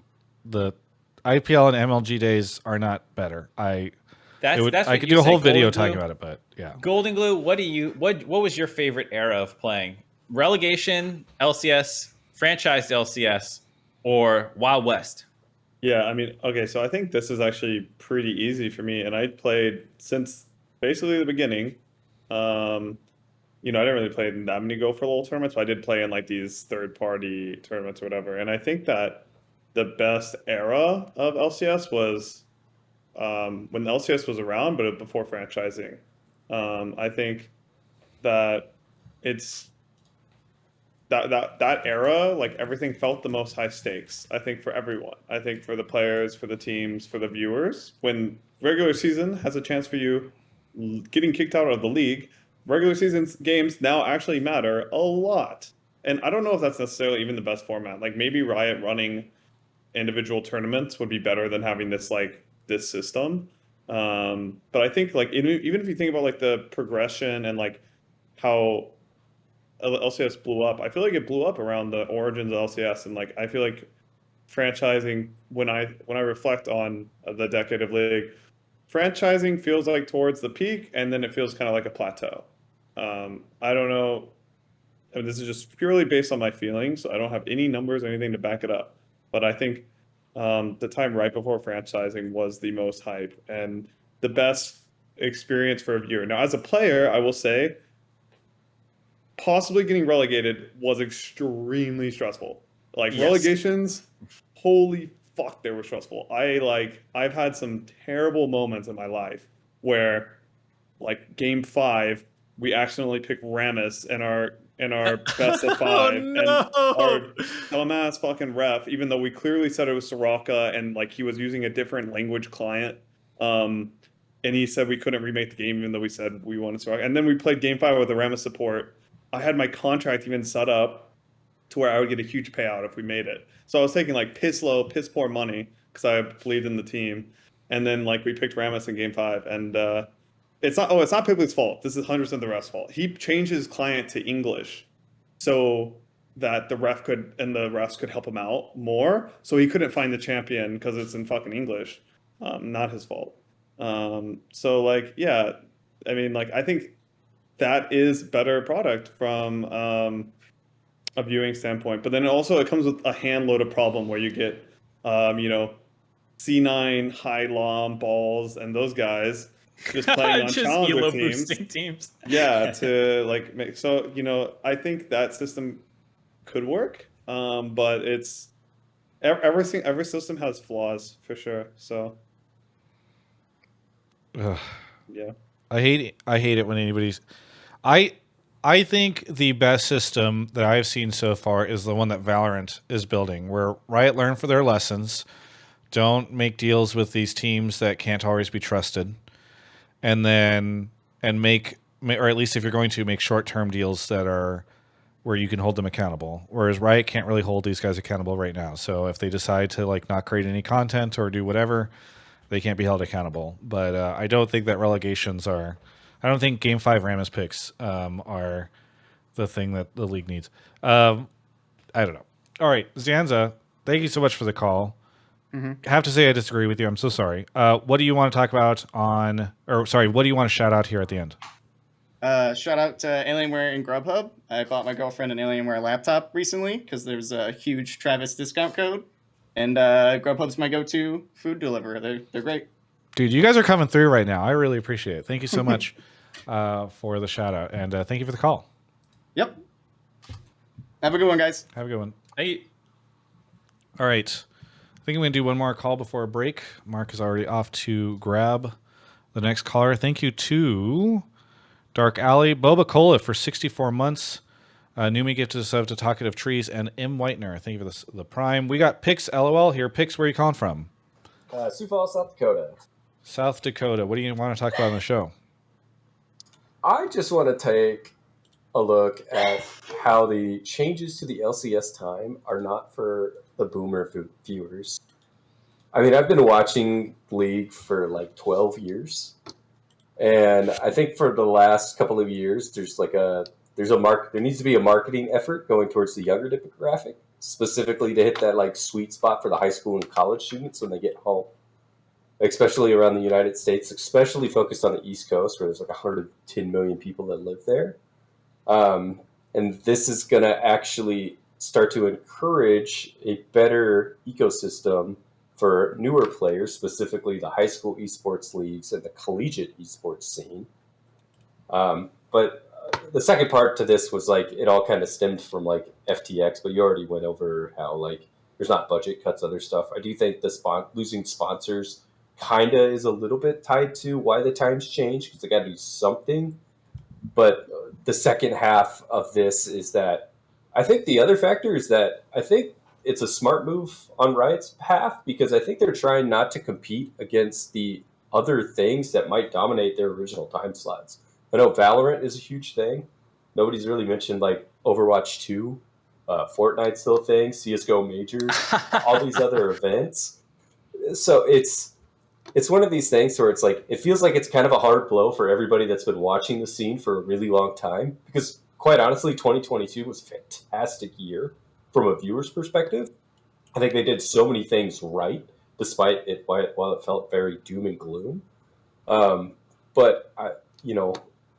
However, I feel like it's good for me as a viewer that's in my 30s, but I don't think it's necessarily something that's going to pull in that 15, 16, even 20-year-old. So that's kind of where I wanted to look at is like how Riot. It feels like Riot's kind of shifting to that demographic as entirety. Because I think Valorant does have a part to play into this, but I also think it's like them doing everything they can to try to just change things in a positive way to try to So sorry, do a lot I of just the want to things. I want to cut in and get some clarification here. Are you saying that you think these changes are being made to get a younger audience, and that this is helpful for getting a younger audience? Absolutely, Okay, 100%. okay. Sorry, Absolutely, you were 100%. saying going off. I think This a is little a bit into positive topic, Travis. They exist. You don't have to act so confused. No, Just- I was confused because he started mentioning like I don't know, whatever. Sorry, I misunderstood. Yeah, I mean, there's a lot of factors that go into it, but Sure. I actually think that for the longevity of this could hopefully be like one of the best changes that they do. Specifically, when you look at collegiate esports, and Okay. like the reason why this came up is like I live right down the street from a local university that's like a Division II. They just announced that they're starting a League of Legends team. Oklahoma State University, Oklahoma University, Texas University. You're and a banging couple your of other desk. Big 12 It's schools. it's a lot. Sorry, Yeah, you're sorry. good. I sorry. I talk with my hands. So you just think this is going to be good for college students and for high school folks? Absolutely, Okay. because I think it's going to give an exposure. I mean, if you think about it, you got that League of Legends team, like that League of Legends high school group that Right. now can watch the games on Wednesdays and Thursdays. Okay. So well, But, it's you know, Thursdays, Fridays. Or yeah, Thursday, free Friday, periods on their monitors. So Get in trouble. yeah. What? Okay, so if the premise is these time changes are going to be helpful for getting a younger audience, what do you think they are doing to make sure they can get that audience? Because they're now making the show available at that time, but do you see any marketing efforts or any content changes or anything that are also meant to attract that audience? See, that's something though where I don't know right now. But like I look at Jojo Pyun, for example, last year. Like they pushed his story really hard. He was this Fortnite player, he's this Zoomer kid, he's got hands. You look at Berserker, he's the Zoomer kid from Korea, he's got hands. So it kind of feels like there's a little bit of that narrative on that back end. But I also don't know how, like, I know you just talked about social media. I don't know how that's going to change. Like, I feel like TikTok in general has like astronomically changed the way how a lot of things have been marketed from a social media perspective in the last like year. So perhaps there's a lot more of an aggressive way from the LCS on that aspect. I know Twitter and stuff kind of feels like there hasn't been much, but that's not really where a lot of the younger people are getting their information. Or so it feels like. It's kind of like when Facebook shifted to where it's all our parents that use it, you know, or businesses. It kind of feels like TikTok could be going that direction. Yeah. All right, let's. We're going off on TikTok tangents now. We don't need to do that. Let's talk about the core premise here, which is that this is potentially a good change for this time slot. Goldenglue, how old are you? Dude, I'm old. I'm 26. You're far younger than the rest of us on here. I'm 31. 26-year-olds ancient. I know he's still decrepit, but he's closer to his young days. What would you think? I don't know. You kind of had you grew up playing League of Legends in a lot of ways, so I don't think you're necessarily indicative of like the typical like viewer or like since you've been around since the early days. But like, do you think there's any truth to this? Good for the youth? I think I can kind of see it. I mean, I imagine every kid now has a smartphone. Like, I feel like when I was growing up, smartphones were just becoming a thing when I was in like high school. And like everyone was starting to, I think I got my first smartphone like 7th or 8th grade. And yeah, I mean, I could see people trying to like watch in school, but like it's gonna be kind of hard, you know? Like I'm thinking like a high schooler trying to watch during school, it's gonna be hard. I mean, yeah, college, I think that makes sense. But yeah, I mean, I could see like a college student, especially if like classes are online or if people are doing online and it's going on at noon. I could see that angle. I think the harder part is just like they're already gonna have so many conflicting options of what they could watch, right? Like they could just be watching their favorite Valorant streamer, their favorite like I don't know, Fortnite streamer. So it's just like, how do you get them to care about wanting to watch the LCS rather than whatever they're like playing, I guess. You know what I mean? Like I just feel like there's probably not that many high schoolers playing League of Legends these days. Sad. Yeah, because I was really curious about it because I was watching a YouTube video. I can't remember who it was, but it was talking about how like if the LCS fails, it's a very massive thing. But there was one thing that really, probably, yeah. Yeah, I think it was G-Bay. But the one thing that really stuck out is he started talking about statistics for like the best times for like when to watch YouTube, when Twitch is streaming, and other things like that.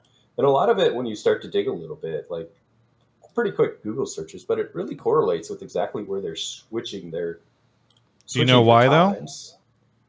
I'm assuming that it's Europe. Yes. Because I'm assuming that it's mostly Europe. Yes. That's what actually. Like this, okay, here I'm just gonna let me. I apologize. I'm gonna just dive in here. There's no reason why you can't. Well, it's not like high schoolers and college students are unable to watch the broadcast if it starts at 5 p.m. or 5 p.m. Eastern, 2 p.m. West Coast. In fact, they benefit just as much as older folks by later start times because they go to after school activities or they have. I looked to it up. 80% of high schoolers have an extracurricular, according to this one website I found. So pretty non-negligible amount. Yeah, like I don't see how this benefits high schoolers or college students by having it earlier in the day. It's not like they all have like night classes or something. I think they are able to watch stuff at 5 p.m., 6 p.m., 7 p.m., 8 p.m. So I just don't buy the idea that this is an aimed attempt at trying to get a younger audience. And if it is, then it doesn't really make sense to me. And I also don't really see too much effort being put into making sure that this audience is aware of it. I mean, I'm spending a lot of time on TikTok. I don't see like ads rolling to watch the LCS. I don't. Maybe all this stuff will come, but I don't see it. Maybe TikTok knows that I'm a boomer, so they're not going to target me. But yeah, I don't know. I just don't buy it, Pix. I'm sorry. Anything that you want to shout out before we take a quick break? No, I guess I really want to shout out Mark. I know you've put in a lot of hustle this last like year. Your broadcasting this year was fantastic. Your analysis was fantastic. So I just wanted to say, like, it shows, and it's shown over the last year. Obviously, the Grubhub and Alienware, but... What the fuck do you mean only over the last year? Dude, Mark, your stuff has gotten way better recently, okay, man? Hey, it's just cool to see you start giving a fuck, you know? I think that's what's been really cool. It's clearly shown, because you made a YouTube video, like, I think a year ago or like 18 months ago about how you're like, you didn't get hired from Riot. And like, you can tell you put in your hustle and you put in your work, and it showed, especially during Worlds last year. You did fantastic. Thank you. You killed it. You absolutely killed it. So Mark didn't know what was waiting for Dash when he made that video. Pix, thank you so much for the call. We'll catch you next time. Yeah, for sure. You guys have a great night. All right. We're going to take a quick break to talk about Grubhub. Shout out Grubhub for sponsoring Hotline League and so much of what we do here at TGI. They are fantastic. Callers have been calling in all night talking about their Grubhub orders. They've been fantastic. I just absolutely love the service. I used it a ton during the break.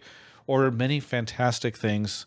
I keep saying fantastic. I'm now just stuck on it. I know casters have this happen sometimes where they get stuck on a word. We're not going to use the word fantastic to describe them. We're going to say they're awesome.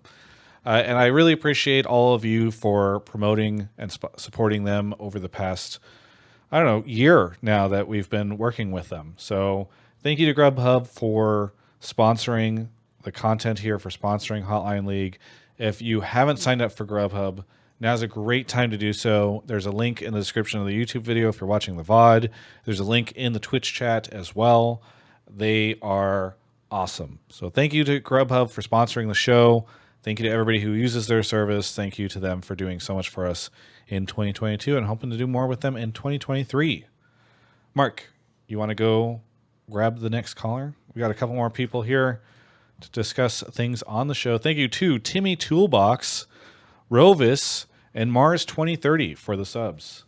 Very much appreciated. Director Donut says Travis intentionally does Hotline League super late in the evening to get as little LEC viewers as possible. Yes, 100%. That is the strategy. By the way, guys, we meant to announce Hotline League is shifting to noon to capture peak demographic. Oh, sick, guys. Nice. All right, peer pressure. Peer pressure, where are you calling from? I'm calling from Sydney, Australia. Sydney, Australia. How do you feel about the time change? Well, I feel actually now that Mark's pulled me into this channel a bit nervous because I'm outing myself as a completely casual League consumer. You are calling into Hotline League. Inherently, you are not a casual. I'm a long time Hotline League watcher, but I never watch it live. I always catch it on YouTube after, which was what made me think of my take today. Okay, you're slightly more casual then. Well, yeah, like I watch a lot of League content. I think one of the callers before said they're like chronically online. That's the same as me, and it's been many years since I played League myself. So all of my League consumption is League-related content, but not playing myself. So that just I'm outing myself more and more as I go on here. But that's fine. You can. Nobody needs to play League to. I don't play. I play ARAM and Wild Rift, and that's as close, and TFT, and that's as close as I get to League these days. Yeah, well, I watch a lot of the content on your channel, Travis, and because I'm a wild catastrophizer and hypochondriac, when you start panicking about like these changes, I immediately started panicking too. Yes, but then that does not make you a wild. That does not make you overly cautious. Anytime I'm panicking, everyone should be panicking. Well, I did, but then I thought to myself, well, hang on, I virtually never consume any live League content anyway, and I haven't since I've been watching it back in 2015. I think I really started getting into it, and so that made me think, well, I never consume any live content anyway. And I know that you spoke in one of the recent Hotline League episodes about, or maybe it was actually one of your other videos about it being for a North American audience, and I do definitely appreciate that. But I think that I think it actually could be a positive opportunity. And if one of the things that I know that I've heard a lot over the last couple of years in particular as a worry on this channel is that the dwindling viewership, isn't it time for a radical risk to maybe like pivot towards something that could appeal or work in a better, different type of social media context, like YouTube videos? People aren't necessarily needing to watch them live. Does that mean the death of the League if they're watching it after it's occurred? So, I really appreciate the take. I think it is a fair one because you're pointing out, hey, people don't need to watch it live. They can watch VOD. I don't have any data to support this. I will caveat that. I don't know if there is much data to support this, but I feel as though people are far less likely to watch VOD. I don't really, unfortunately, have a way to support that argument. But I feel like you are very unusual in the fact that you watch the VODs. And I think that a lot of people that are given, like if you give them the chance to watch something live or to watch VODs later, they'll just be like, I don't really need to, or I'll go look at the Reddit thread, or I already got spoiled on Twitter, or whatever. So let me ask you why you watch VODs and what makes it exciting for you. Well, I guess, and to be honest, again, I'm probably outing myself here, and Mark, please don't hate me. It's because I can skip through the crap I don't want to watch. I can skip over the teams. I fucking knew it. Yeah, do you know who Mark is? Oh, you listen to Hotline League, but you probably don't know who some of the other analyst desk people are.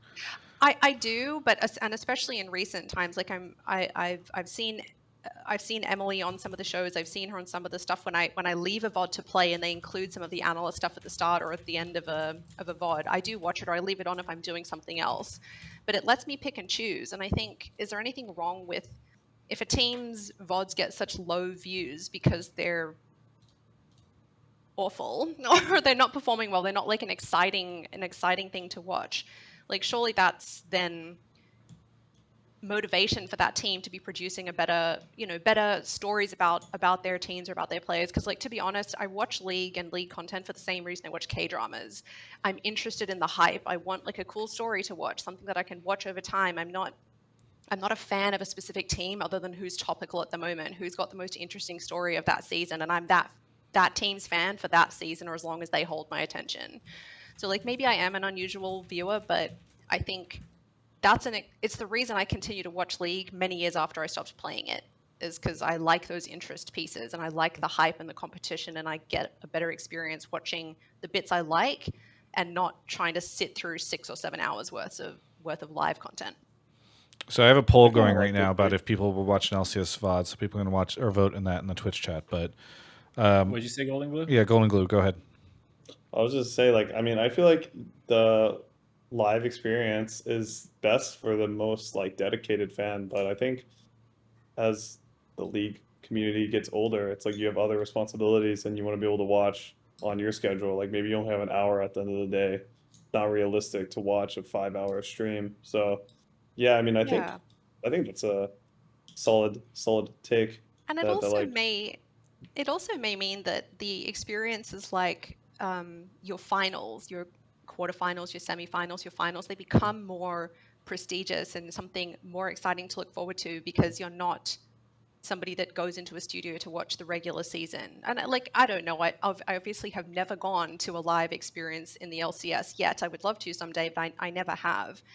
I do think watching the VODs of games that are really hype, that have a live studio audience, are excellent, and they make the non-live viewing experience better as well. So there's a way to do both things, I think. I just don't lose faith, Travis. As a person who does only watch the VODs, never live, this has not ruined my League watching experience, and I'm from Australia. So couple quick questions. When you were watching the VOD, do you enjoy having the audience there? Like, did it feel better to have them back?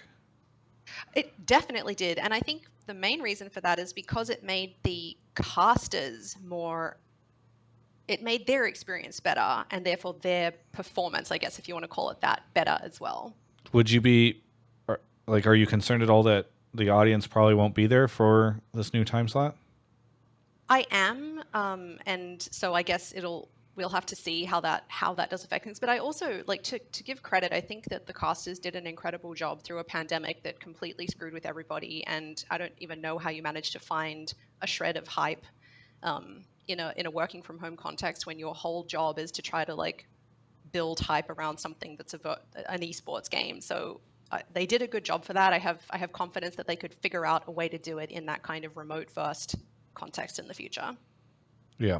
Mark, you were going to say something, I think.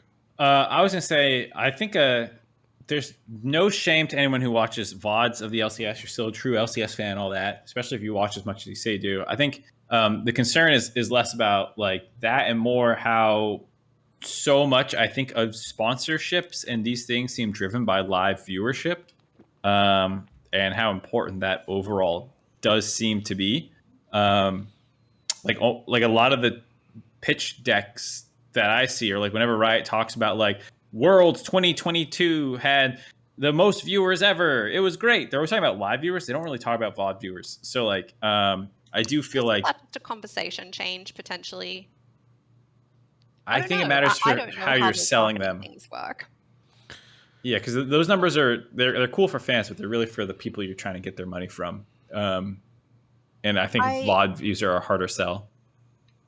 They might be, but I also wonder, and like some of the previous callers tonight made me wonder about this, and this is not a criticism. I think, the best kinds of people to sell something to you are the people that believe in it. So people that are fans or are players or were players or coaches or whatever it may be, they're the best people to sell it to you. But also, I do wonder the quality of the marketing people, the social people, the media and publication people working at Riot, like, are they media and publication people first, or are they players and fans first?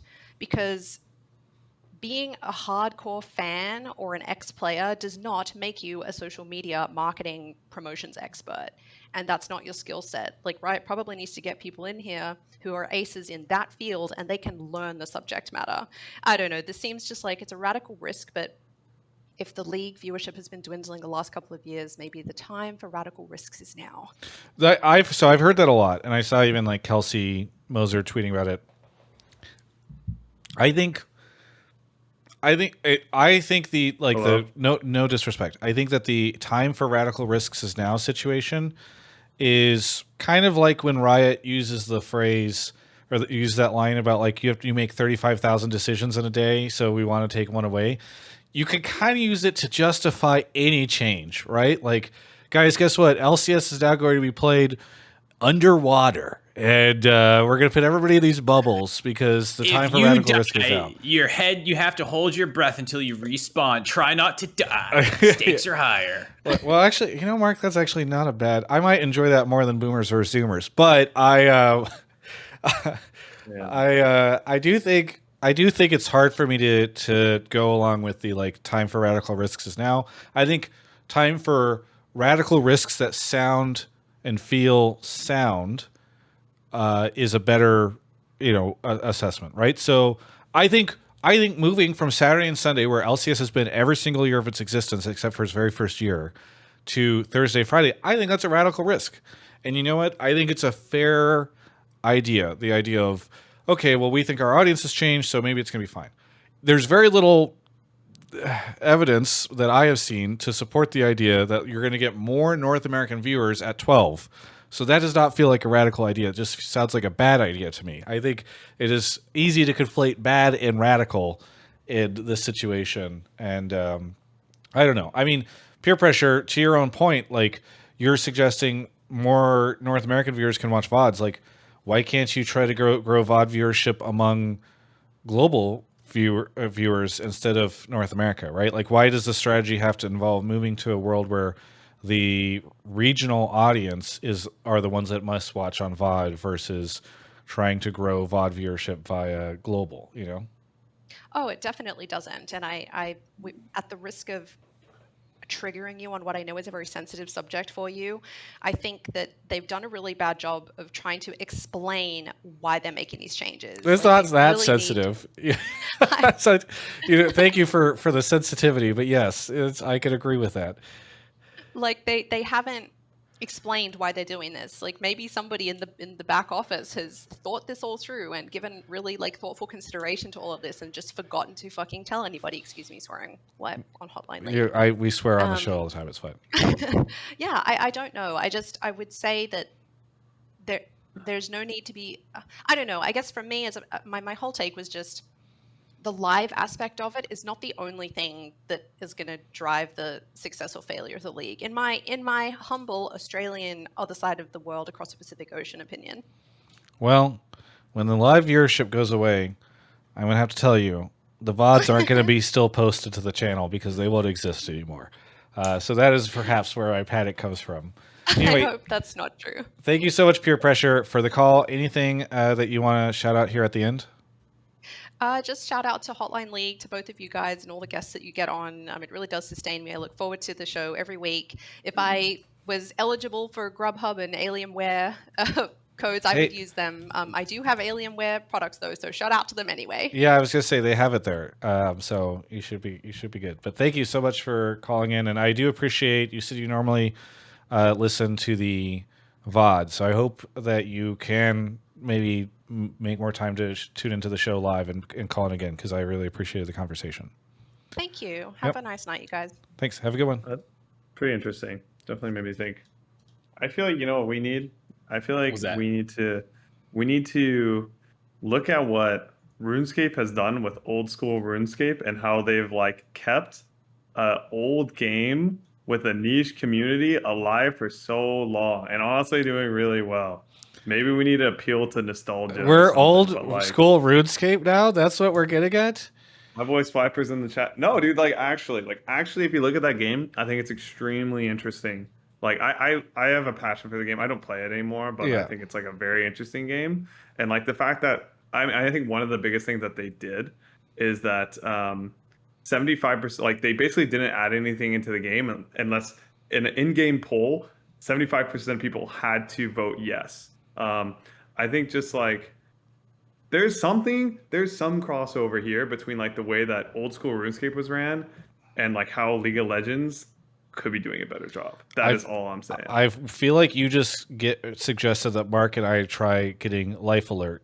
That's the level of age gap. You're a boomer, Travis. That's fine. You don't understand. I wonder if 75% of people would have said yes to this time change. Well, they're trying to grow the audience, feeling? Mark. True. You can't pull this audience. I'm gonna get the next caller. Yes. Okay, go for it. M. Lewis, thank you for the Prime. How you doing, Goldenglue? Dude, I'm doing great, Travis. I'm so grateful to be here. Fantastic, thank you.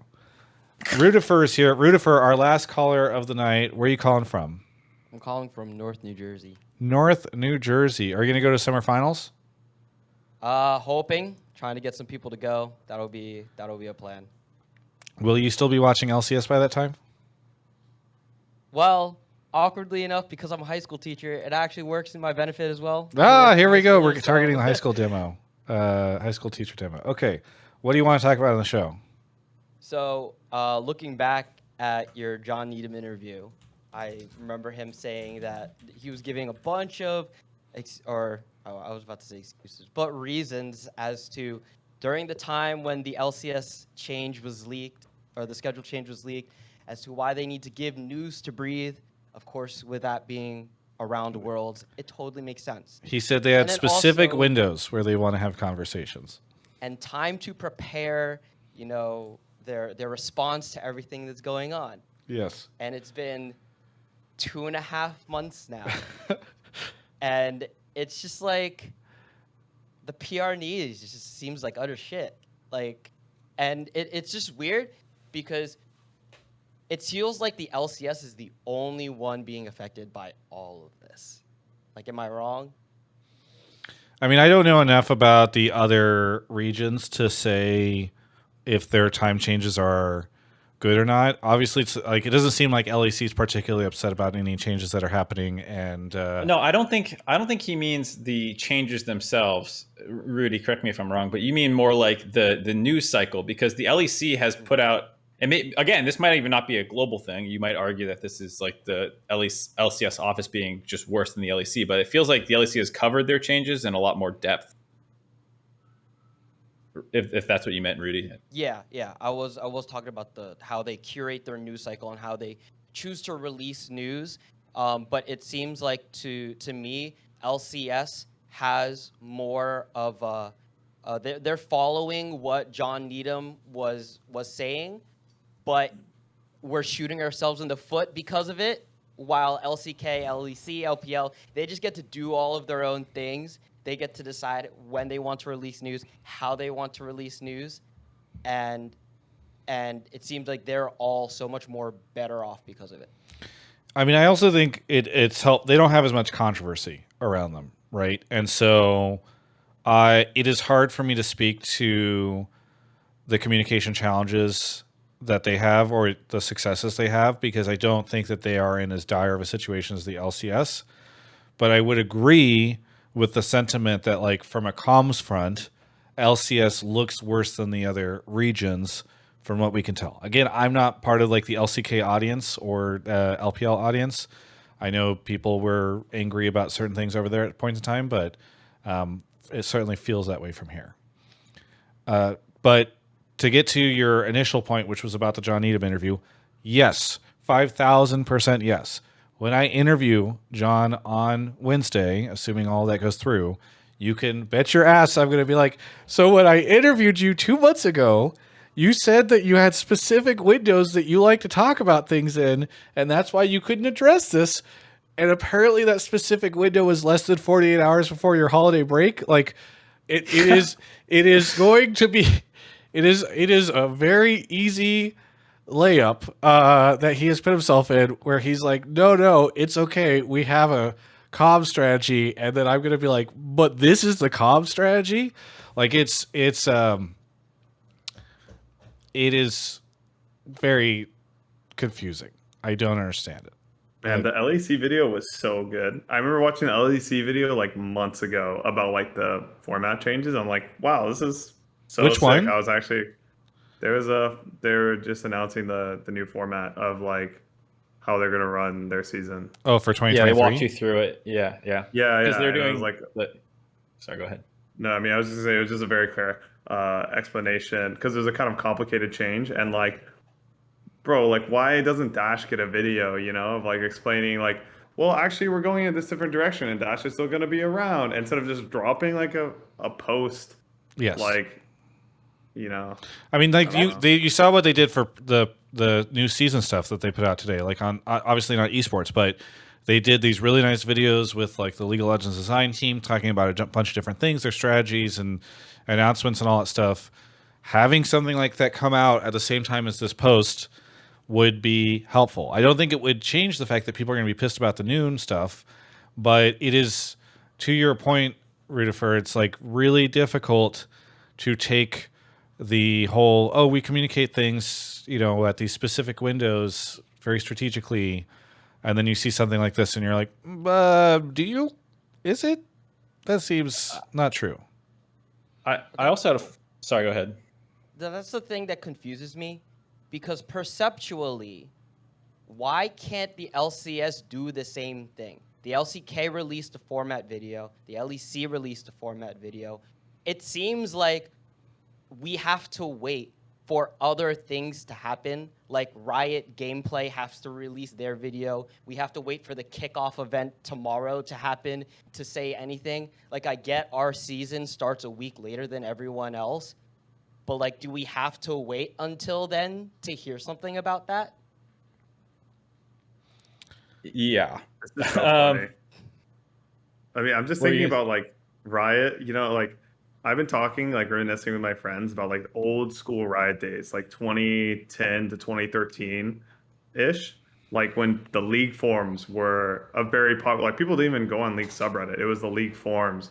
And like all of the Riot videos and all the Riot content at the beginning was just like, we're not like the other gaming companies. Like we're all about like communication with our community and like so community based. And there's all these like art spotlights and all these things that were so cool. It's so funny how like it's just, I mean, maybe from a gameplay perspective, they're still doing a good job on that, to be fair. But like, just when it comes to this aspect, you know, like this is something that Riot was so good at. And I mean, even I see people talking about lock-in in the chat. Like that's a great example where they didn't even address lock-in disappearing. And again, if you did one of these videos, I think it's I like lock-in conceptually. I think it's the easiest thing in the world to explain why lock-in isn't happening.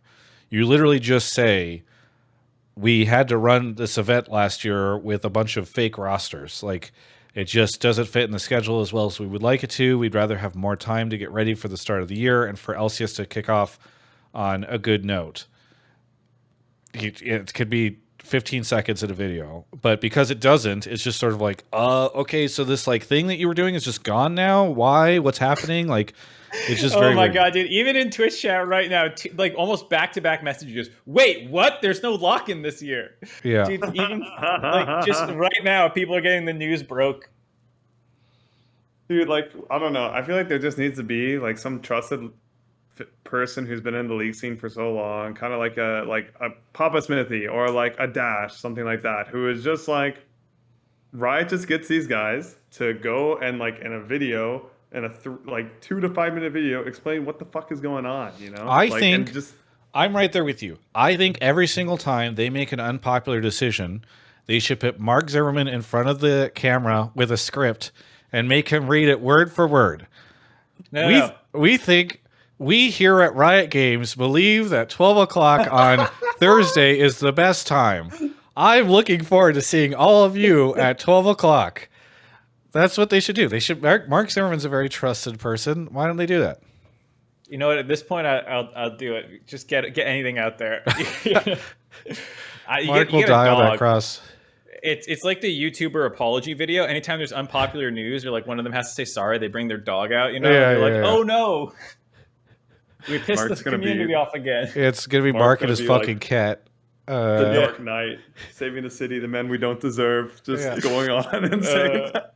Sacrificing himself. I mean, I think Rudy has made a good point though about like comparing it to the other regions. Like I don't know the Chinese forums and like what their communication has been for anything that's going on. The LPL, I don't know, but like just looking across the pond at the LEC, there's been so much more. And like I just looked at their social media page, Travis, because we talk about the LCS's tweets, and yeah, there's just memes, information, things going on. And like, it's always harder to be talkative during a hard stretch, you know, like no one wants a meme tweet from the LCS right now. So I get why those aren't there. But at the same time, you can't like get out of this period until you do something about it. And so like, it kind of compounds. Like the more you put it off, the more there is to address. I mean, that's one of the things that I'm looking forward to with your video on Wednesday, Travis, is like, it's not like you're just now covering the time change or the like lock-in being dead or like Dash. It's all of it now because none of it has been addressed yet. So like you have this like compounding that goes on, and like why has social's been so quiet? You know, like just all of it just builds on top. No, of I each mean other. it's weird because it's going to be I know that I will get grief in that video because I have an hour with them, which is I think a pretty long time to be able to dive into topics. It still won't be enough to cover every single thing that should be covered, right? Like where's lock-in? Like where's the communication around I don't know, different million. How are you going to get people into the audience to sit in? Like, isn't that going to be an issue? Valorant versus League, like the list is fucking endless, and it's just, yeah. To your point, they've let it pile up a lot, so I think it's fair. All right, Rudiferr, thank you so much for the call. Anything you want to shout out before we say goodbye? Shout out to all your sponsors and wishing you luck with everything in 2023. Yeah, thank you so much. I'm gonna need it. All right, Travis, let's see. Is it going to be live or is it going to be recorded? I'm gonna record it. We were trying initially. Live experience. I don't know. Initially, we were trying to do it on Hotline League, but it was just really hard to coordinate schedules to make it happen. And it was either like wait until next week to do it on Hotline League or try to get this stuff out sooner. And I feel like even with the time that we're doing it, it's unideal, but it's just tough. Somebody says, ask them if they're available at 11 a.m. Very good point. Very good point. Second monitor interview. Yes, exactly. Blue Jay says, do you expect Hotline League to continue on Mondays? Yes, for the foreseeable future. I don't think Mark and I have any plans to change it. I mean, the way to do, if we were going to shift it, the ideal way to shift it would be to do it on like Saturday or Friday night, which feels really bad. So I think we'll keep trying to do it on Monday and see how it goes. Yeah, I think for me, my weekend, my days are getting like more compacted. It's going to be weird, but I don't think I need to change Hotline League. But if it does need to change, it's going to be because my schedule just gets fucked. And it won't need to change. It won't. Here's the funny thing, which I haven't said in any content. These changes, assuming LCS doesn't die and I don't lose my job and everything doesn't come crashing down, these changes are phenomenal for me. I went from, for a decade, I did not have weekends. And I'm going to blame that for why I am single at this moment. But having Friday night, Saturday, and Sunday is going to be incredible. And I'm done with work on Thursdays and Fridays by like 5 or 6. So if anyone should be the target audience for these changes, it's me. Ladies of Los Angeles, beware. Travis Gafford's on the prowl. No, install Tinder. Everyone get back on there. Travis might be swiping right on you. Not the point of this discussion. The point of the discussion was that the time is going to be great. I'll actually have weekends. I can go on trips. I could do things with people. It's a mixed bag for me because I had Friday off, which was really nice for Ashley and I because she had Friday off. And so like we could go watch matinee movies and not have it be terrible. But now Saturday, Sunday, it's more days off at the same time because she has Saturday, Sunday off. But like, it's also less. There's more people with their time off. I really like not having other people around. Goldenglue, how's the time change work for you? Are you excited? All my time's off, guys. I'm not. Every single day right now it's great. It's honestly, not gonna lie, guys, it's fucking fantastic. Like, this is the first time in a decade where I'm just like, yeah, I'm going like snowboarding next week. I'm going surfing there this week. I'm just like, man, what are things that I would like to do as a young person? And I'm just gonna do them instead of like practicing 15 hours a day. So like right now, life is fucking good. Well, at least if LCS dies, I have that to look forward to for a while. All right, that is the show, everybody. Mark, what do you want to shout out? Shout out the broadcast team. We're still putting 100% in. We have a show coming tomorrow. Like I said, it is not reflective of what the LCS will look like in 2023. I only say that because I know a lot of people are like, what will it look like with no consistent host? And tomorrow's broadcast is just a for fun thing to show off the new season. It's Zoomers versus Boomers. It's just going to be more like a lounge cast or like a stream cast than it is like official LCS stuff. So don't look too much into trying to figure out what the broadcast will look like based off that. Just throwing that out there so people don't get the wrong idea. But I'm looking forward to doing it. It's going to be a lot of fun. Do you have anything you want to shout out? Thanks for having me on, Travis. Travis and Mark.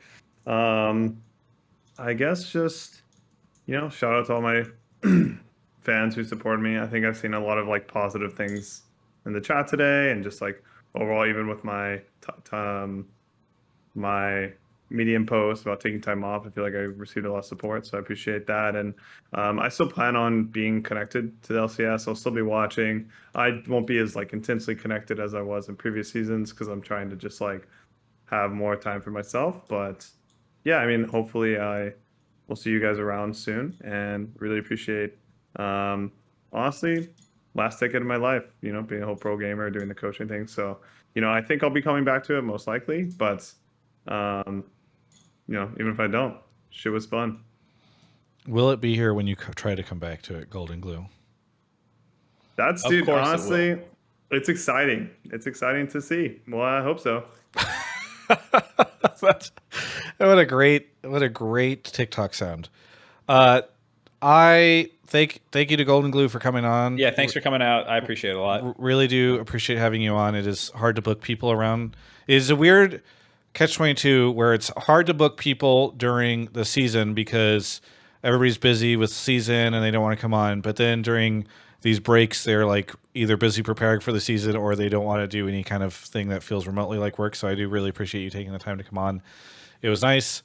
Mark will have a really great episode of the Blame Game coming out soon this week around stuff that Travis knows my topic better than I do. That he doesn't really know about, but I know about, and will become clear soon. And then for me, if anybody knows any good hookups on Magic the Gathering cards, that would be great because I've started playing Magic, or I've been playing it, and we're doing drafts now, and shit's expensive. Going to play Dominaria Remastered soon. Either way, thanks everybody for watching. Really appreciate it. We're back 2023. We'll see you next week talking about all sorts of cool stuff. Goodbye.